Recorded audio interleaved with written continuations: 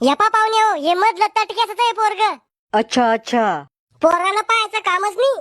पाहायचं काम नाही मग डोळे लावून घेऊ का? ओ मग म्हणत अर्थ असा आहे, पोरग बाकीचे पोरावानी नाही आहे.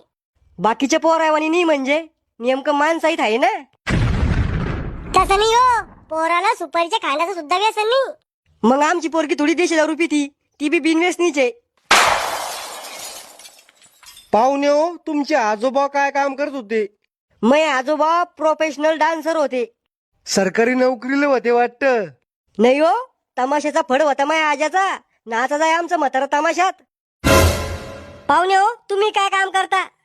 मी नंबर अनालिसिस करून त्याच्यावर पैसे लावतो. म्हणजे आकडे खेळता?